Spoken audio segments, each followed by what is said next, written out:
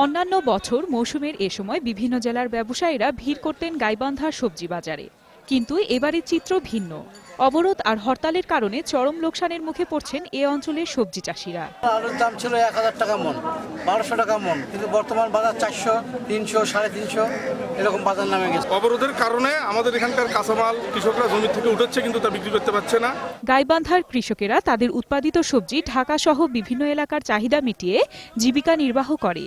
এবছর সবজি কম দামে বিক্রি করতে বাধ্য হচ্ছেন তারা। এখন এই যে আগে বেচছিলাম ধরেন 600, 500, এখন 200, 250, 150 নিচ্ছে না। অনেক চিন্তায় আছে, বেগুন নিতেছে না, কাস্টমার নিতেছে না, হাটের মধ্যে কাস্টমার নাই। 12 টাকার বেগুন আজকে 6 টাকা বিক্রি করা লাগছে। অনেকেই ঝুঁকি নিলেও অবরোধের কারণে রাস্তায় কাঁচামাল পচে যাওয়ার আশঙ্কা করছেন।